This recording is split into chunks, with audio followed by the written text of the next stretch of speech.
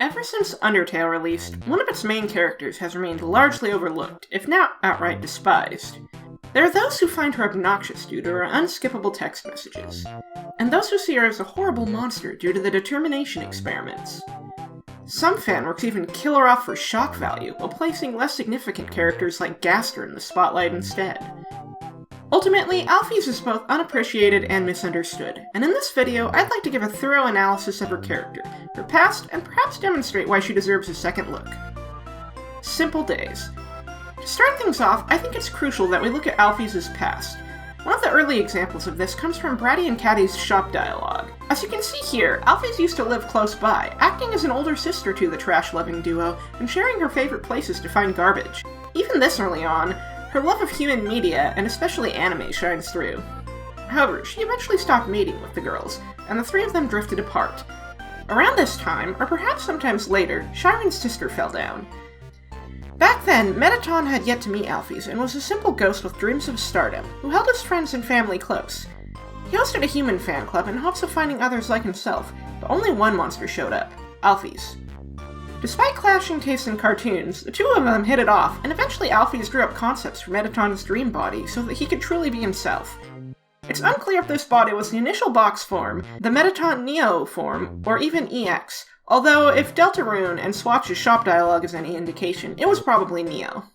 Bratty and Caddy deliver more information on the subject. They say that due to her crush on Asgore, Alphys wanted to impress him. She showed Metaton off, and Asgore saw potential of a soul-powered robot and promptly appointed her royal scientist. This is a pretty big deal because the Gaster followers specifically mention that Asgore took a long time to find a replacement. Though to the masses, Metaton appeared to simply be a superstar robot built by Alphys, some noticed that he treated Alphys with a certain familiarity, like an old friend.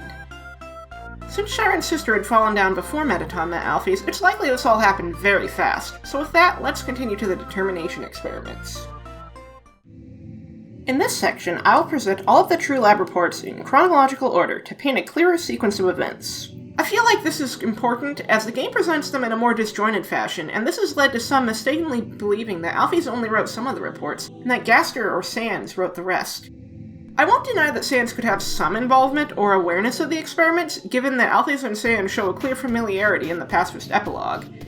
Plus, one of the papyrus calls in Hotland has Sans talk about the dog food in the lab and hint at the True Lab's existence.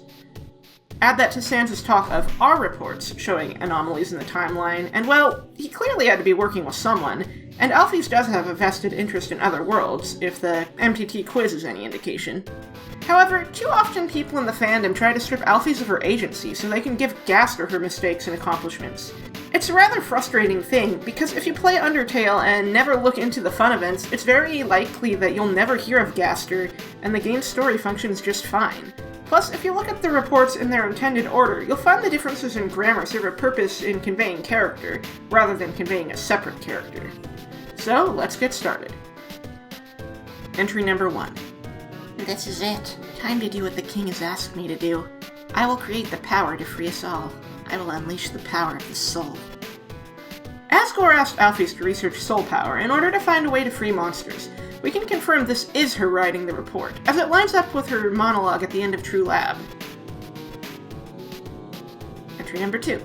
The barrier is locked by soul power. Unfortunately, this power cannot be recreated artificially. Soul power can only be derived by what was once living. So, to create more, we will have to use what we have now, the souls of monsters. Due to the nature of the barrier and monster souls, Alphys had to research other means to replicate a 7th human soul. Entry number 3.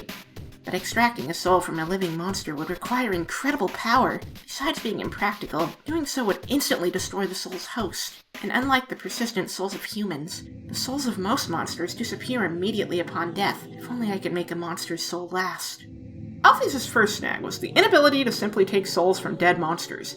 As she stated, it requires an incredible power, and if you look at the pacifist finale, Flowey is indeed able to extract the souls of every monster with the power of 6 human ones. It's a nice bit of foreshadowing here, though not very applicable to Alphys when she's a monster herself. Entry number 4. I've been researching humans to see if I can find any info about their souls. I ended up snooping around the castle, and found these weird tapes, and I don't think Asgore watched them, and I don't think he should. While this doesn't tell us much about the experiments, these tapes provided information on the royal family's past, which revealed that Kara had planned their own death and that their plan cost Asriel his life. It's understandable that she'd want to keep them away from Asgore to spare him more pain. Entry number 5. I've done it. Using the blueprints, I've extracted it from the human souls. I believe this is what gives their souls the strength to persist after death. The will to keep living. The resolve to change fate. Let's call this power determination. The blueprints are a source of debate. Many claim that Alphys used blueprints from Gaster, citing similarities between the DT extractor and Gaster blasters. However, it is worth noting that the DT extractor bears a stronger resemblance to Giftrot, as well as this cut artwork showing what a monster with a human soul allegedly looked like. The DT extractor's design could be a holdover from that, as its likeness also reflects Photoshop Flowey. Sans' workshop does have blueprints that either have strange symbols or bad handwriting. Symbols would suggest possible wingdings, while Alphys is shown repeatedly to have poor handwriting. Ultimately, we just don't know. Those blueprints could be for the broken machine in Sans' lab as well. And while Deltarune does have its own ties to determination, the answers there are inconclusive. However, we do know that Alphys can turn a phone into a jetpack, so the blueprint she referred to could be of her own design, or at the very least she could have made modifications to the original concepts if Gaster had conceptualized it first. Entry number 6. Asgore asked everyone outside the city for monsters that had fallen down. Their bodies came in today. They're still comatose, and soon they'll all turn into dust. But what happens if I inject determination into them? If their souls persist after they perish, then freedom might be closer than we all thought. Remember that Chiron's sister had fallen down before Alphys and Mettaton met. This means that the experiments happened very soon after Mettaton got his body. We also know that Snowdrake's mother was presumably dead by the time Undertale takes place. Later, we would learn that both she and Chiron's sister became parts of the Amalgamates, so this is another bit of foreshadowing. Entry number 7. We'll need a vessel to wield the monster souls when the time comes. After all, a monster cannot absorb the souls of other monsters, just as a human cannot absorb a human soul. So then, what about something that's neither human nor monster? Entry number 8. I've chosen a candidate. I haven't told Asgore yet, because I want to surprise him with it. In the center of his garden, there's something special. The first golden flower that grew before all the other ones. The flower from the outside world. It appeared just before the Queen left. I wonder, what happens when something without a soul gains the will to live? These reports show the process Alphys went through in the early stages of the experiments. Her goal was to inject determination into the body so that when the monsters died, their souls might be of similar strength to humans, or at least strong enough that they could collectively make up the difference. She selected the golden flower as a symbolic gesture, and because a flower is a being that is neither human nor monster, thus able to utilize both types of souls. At this point, everything seemed to be going smoothly. Alphys' entries are written with proper grammar and with a professional air that has led some to believe they are not penned by her, or that the lowercase entries are not. More on that debate later. For now, let's continue. Entry number 9. Things aren't going well. None of the bodies have turned to dust, so I can't get the souls. I told the families that I would give them the dust back for the funerals. People are starting to ask me what's happening. What do I do? Entry number 10. Experiments on the vessel are a failure. It doesn't seem to be any different from the control cases. Whatever. They're a hassle to work with anyway. The seeds just stick to you and won't let go. It's worth noting that in the waterfall trash dump, there is a bed of golden flowers. Given that Alphys frequented the dump, this ties her directly to this entry. Entry number 11. Now that Mettaton's made it big, he never talks to me anymore. Except to ask when I'm going to finish his body. But I'm afraid if I finish his body, he won't need me anymore. Then we'll never be friends ever again. Not to mention, every time I try to work on it, I just get really sweaty. This entry also is undeniably Alphys, as she was the one working on Mettaton's body, and her tendency to sweat is rather in character. Entry number 12. Nothing is happening. I don't know what to do. Just keep injecting everything with determination. I want this to work. Entry number 13. One of the bodies opened its eyes. These entries here are all Alphys at her lowest point. She's not putting in the effort for proper grammar and capitalization. She's lapsing into guilt and depression. It's definitely Alphys who penned these reports because of the mentions of Mettaton's body, and the prior reports are also hers due to these reports following up on the earlier entries. Some will point out that Toby supposedly wouldn't use differing writing styles for the same character, but this is already debunked when you look at her letter outside the True Lab, which reads, Hey, thanks for your help back there. You guys, your support really means a lot to me. But as difficult as it is to say this, you guys alone can't magically make my problems go away. I want to be a better person. I don't want to be afraid anymore. And for that to happen, I have to be able to face my own mistakes. I'm going to start doing that now. I want to be clear. This is anyone else's problems but mine. But if you don't ever hear from me again, if you want to know the truth, enter the door to the north of this note. You all at least deserve to know what I did. Plus, even her texts aren't all lowercase. Sometimes she uses capitalization and sometimes she doesn't. And with Sans occasionally speaking in completely normal grammar, it really falls apart. And when you look at the following reports, entry number 14, everyone that had fallen down has woken up. They're all walking around and talking like nothing is wrong. I thought they were goners? Entry number 15. Seems like this research was a dead end, but at least we got a happy ending out of it. I sent the souls back to Asgore, returned the vessel to his garden, and I called all the families and told them everyone's alive. I'll send everyone back tomorrow. When things seem to be back on track, the grammar is polished once more. She seems happier and calmer. And do note that she used a smiley face here, which is consistent with many of her text messages. It's a false sense of hope, however, given what would come next. Entry number 16. No! Here, I'd like to take a brief pause to discuss entry number 17. A lot of people know of Gaster's entry, which is part of what has led people to believe that he penned at least some of these reports, but disregarding the speech patterns that don't line up, Alphys has an entry 17 that went unused. It says, Monsters' physical forms can't handle the determination like humans can. With too much determination, our bodies begin to break down. Everyone's melted together.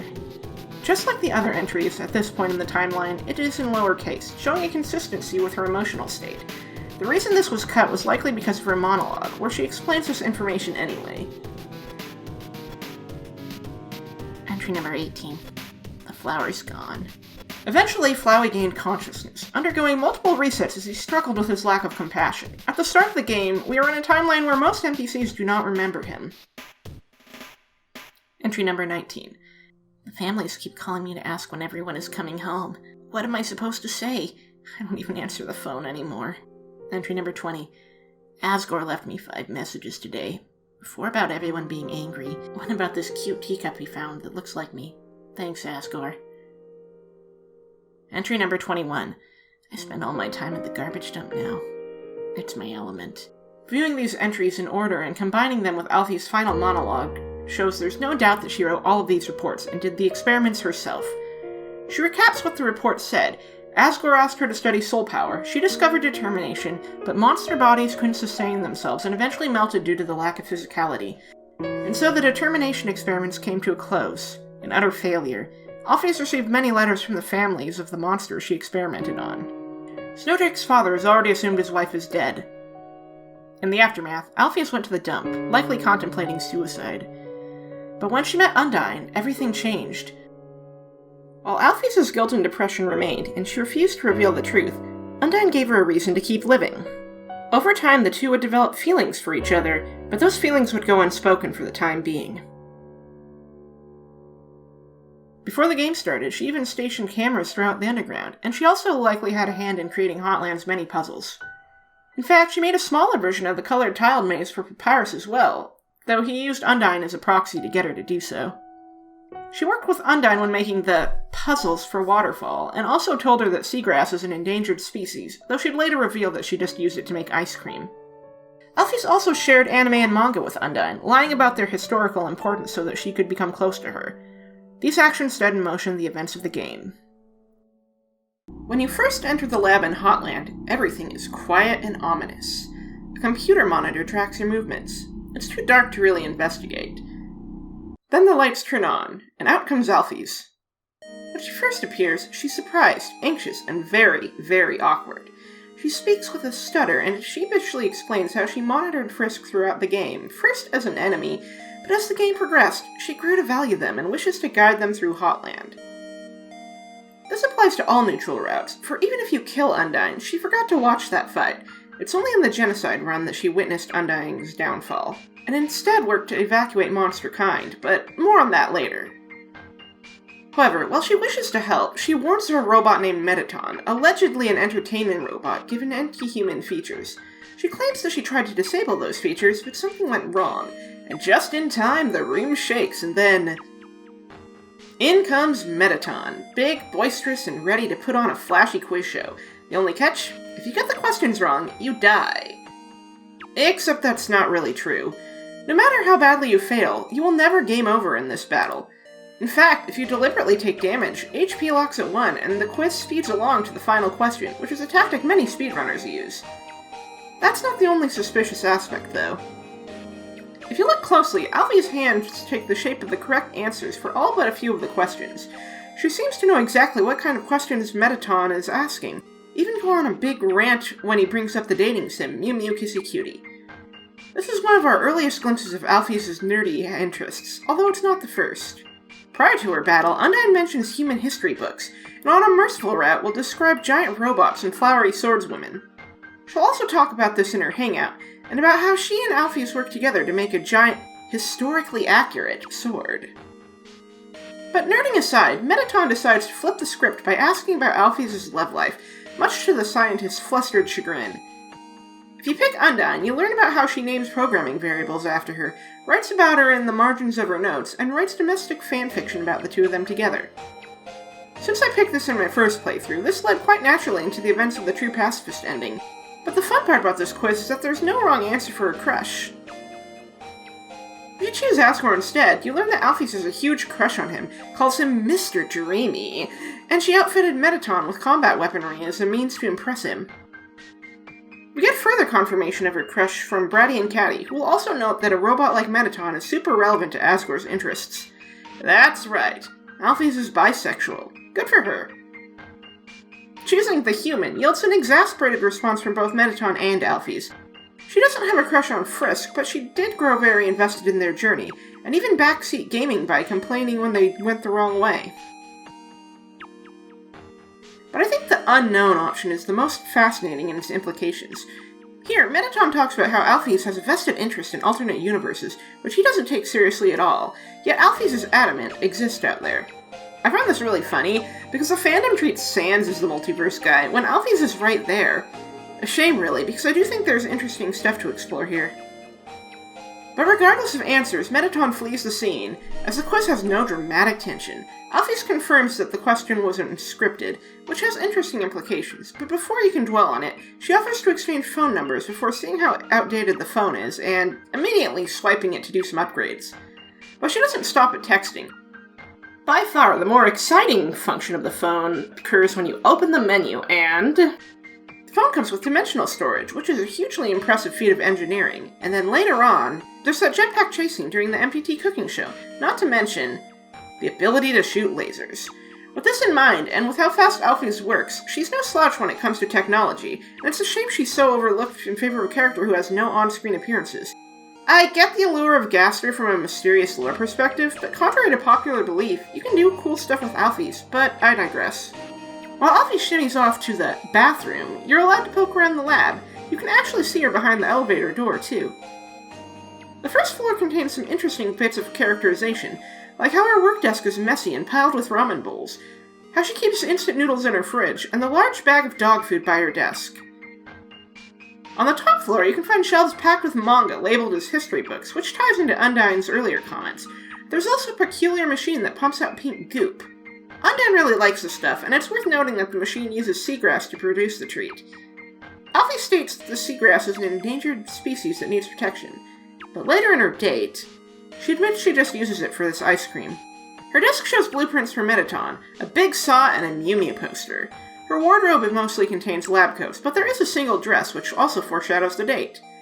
Her lamp has a cute fish pattern, alluding to her crush on Undyne, and the cube is her bed, which can fold into an easy-to-draw shape. Interestingly, this wasn't always the case. The art book shows concept art of a more detailed bed, as well as a fancy computer terminal, which would later be repurposed in Inverted Fate for Undyne's security feed. Just some fun trivia there. But back to Alphys, the Mettaton poster provides some really nice illusions as well, by showing that Alphys made his dreams come true. It's a sweet gesture that shows that at one point the two are still very close. Once you leave the lab, however, the most controversial part of Alphys' characterization rears its head: the texts. What's meant to be an added insight to her characterization certainly has its drawbacks, as the texts interrupt gameplay and are unskippable even on subsequent playthroughs. Personally, though, I think they add to her charm. Through the text, we learn just how anxious Alphys is, struggling to make phone calls and send messages to the human. As someone who struggles with phone calls and reaching out to people, I personally related to this aspect of her character. In a way, she's one of the more grounded members of Undertale's cast. But Alphys does eventually start making calls. She tries instructing Frisk about upcoming puzzles and hazards, all while posting that she managed to pull through and segueing about Undyne asking her about the weather. She fusses when she forgot to give clear instructions, and then posts a selfie that is just a garbage can with filters, showing her self-doubt in an ironic coat of paint. With the upcoming puzzles, she recommends the order of paths to follow, and even hacks the lasers to allow access to the leftmost path. She loses confidence in Frisk's abilities, though, and soon tries to give advice, only to find out that they've already been solved, and gets a little upset about this. This will be a recurring thing later, and also acts as additional foreshadowing for things to come. After all, she seems to have it all planned out, doesn't she? She even uses an excuse of vegan viewers as a reason for MPT not to use a single human soul, ignoring the eggs used in the batter, and how fitting it is for the phone jetpack to have just enough fuel for this oddly specific section of the broadcast. In the news segment, she reveals she equipped Frisk's phone with a means to defuse the bombs, and then, at the end, stops the big explosion from going off. Allegedly, this is due to her hacking skills. The tile maze teased during Snowden makes its proper comeback here, and Frisk is tasked with completing it before getting incinerated. The fire stops, however, and Frisk instead must face Mettaton. Once again, Alphys shows her forward thinking by equipping Frisk with the means to fight back via their phone. A single shot sends Mettaton packing, but it's all rather convenient, isn't it? Alphys seems genuinely excited to have someone to talk to, though. Someone who appreciates her. She even gets ahead of herself and starts geeking out about her favorite anime and nearly spoiling the entire thing. Even still, despite the suspiciously convenient cop-outs with Mettaton's TV shows, she seems innocent enough, and likely the first true ally in the entire game. But something is amiss. As you approach the core, strange figures appear. This is on top of Muffet's earlier attempts to kill Frisk for the right price.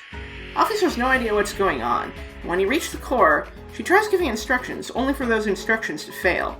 Alphys acts as though this isn't supposed to happen. She freaks out, and then she goes quiet. In truth, it's because everything in Hotland was carefully orchestrated by Alphys to make her seem cool, competent, and helpful. She wanted the human to appreciate her company and assistance so much that they would think twice about leaving the underground.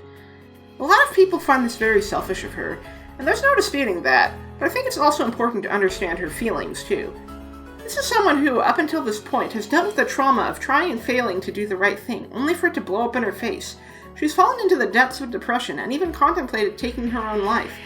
In some neutral endings, she does just that. We'll talk about this more in depth later, but if Mettaton or Undyne die, Alphys is strongly implied to have died. This pushes Undyne to a deep depression in some endings, and in the Mettaton ending, pushes him to the extreme dictatorship, as he's lost his closest friend. It's true that Alphys used Mettaton to put on these shows, and that's not okay, but I think it's also important to consider how Mettaton treated her. She made his body for him, but as soon as he made it big, he stopped talking to her outside of updates on his EX form. There's a lot of unresolved baggage between the two, and Mettaton going behind her back to hire mercenaries, despite knowing how much this means to her, also isn't great. He claims it's to prevent Asgore from waging war on humanity, but regardless of intention, it's a messy situation all around. Even so, Alphys does still provide genuine help to Frisk by instructing them to flip Mettaton's switch. And in the end, she does come clean about her intentions and how it requires a boss monster's soul to leave the underground. She's deeply remorseful and regretful. This is someone who knows when she messes up.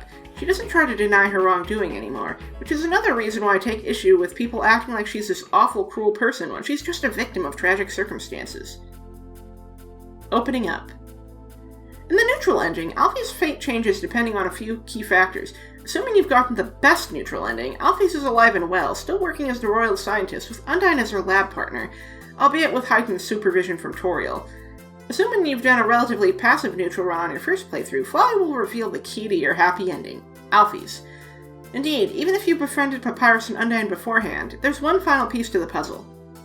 So you backtrack, get Undyne's letter. a confession to Alphys, thereby following up on hints from earlier in the game.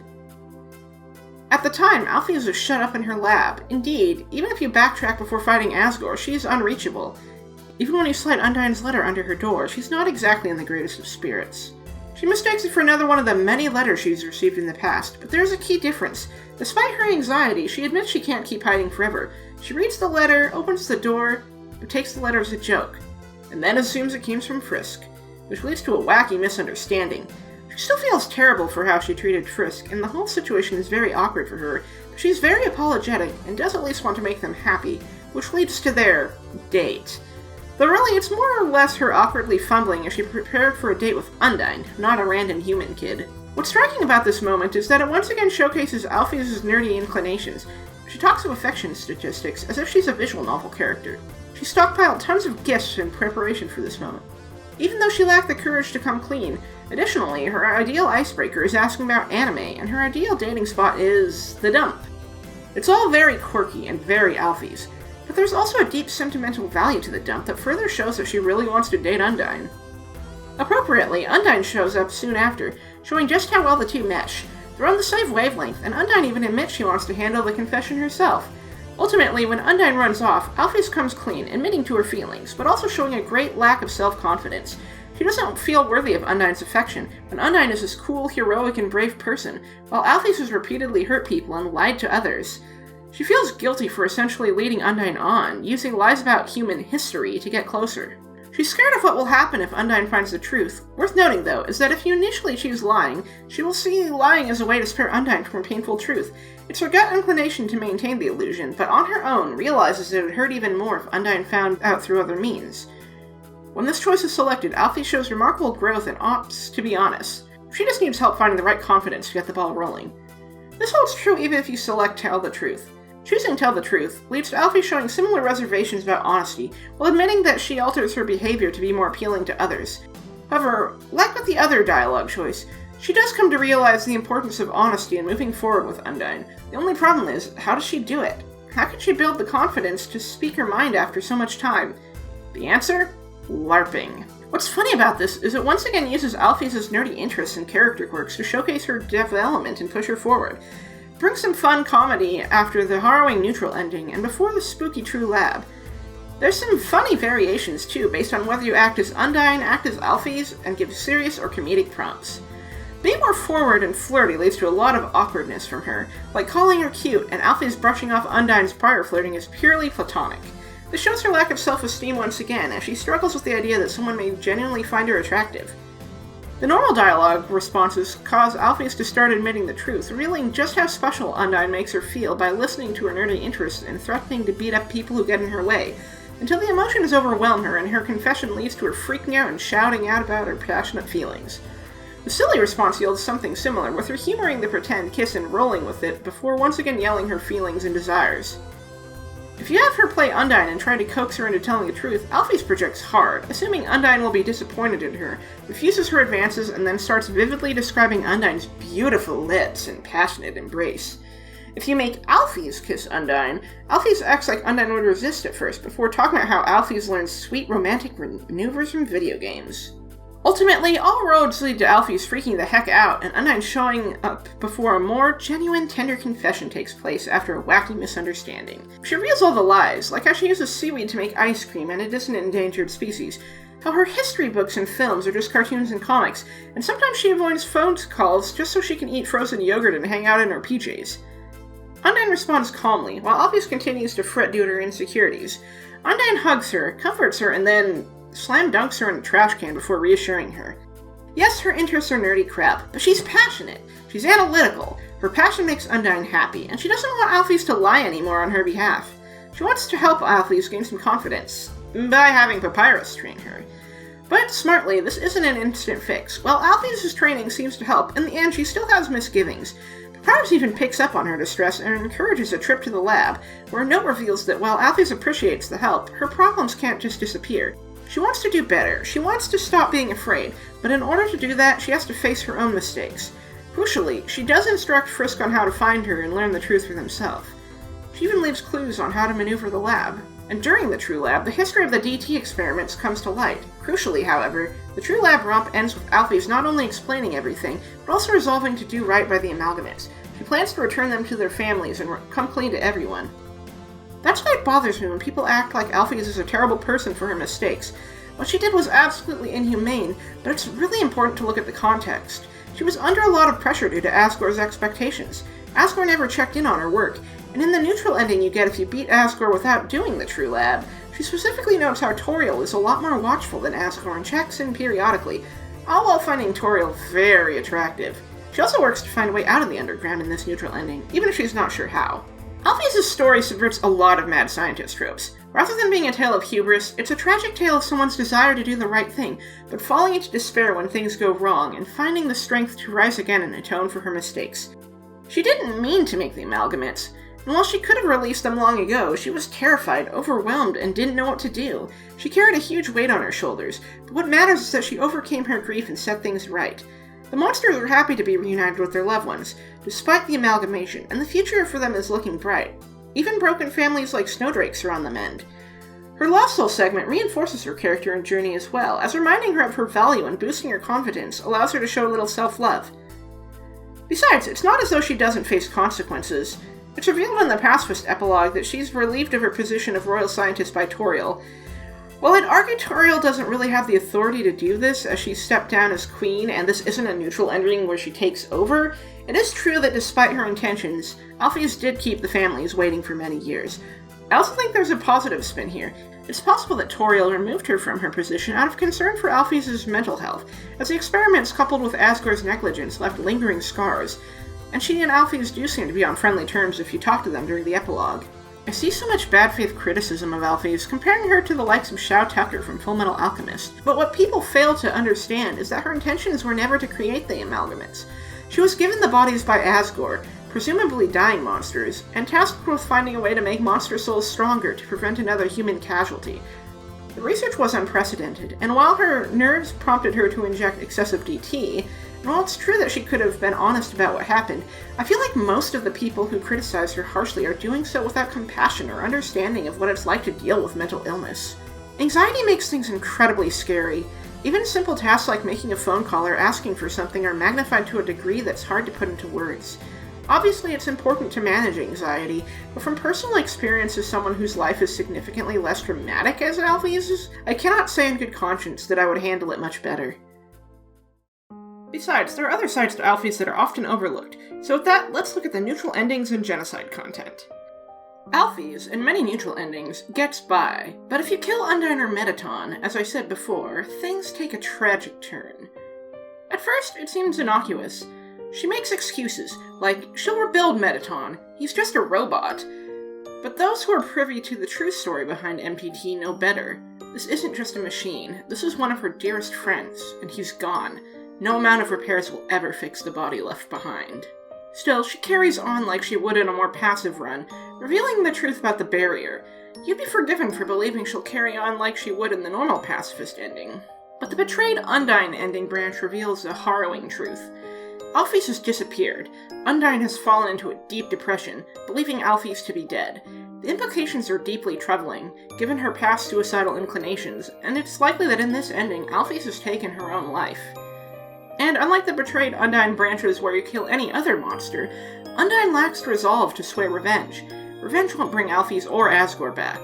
This is by far Undyne at her most dejected, and it goes to show how significant Alphys is to the lives of our main cast. This also applies if you killed Undyne. In the starkly dystopian Metaton ending, Metaton reveals that he built a statue in Alphys' honor. Then the music cuts, and he admits that he wasn't the best for her. He intended to apologize for being a bad friend and ask her help in ruling the kingdom, but like with the betrayed Undyne ending, she was nowhere to be seen. It's entirely possible that Alphys' disappearance sparked Metaton's downward spiral in this ending, turning the underground into an egocentric, totalitarian state. Although, it's hard to say for sure, and it could simply be a matter of his ego.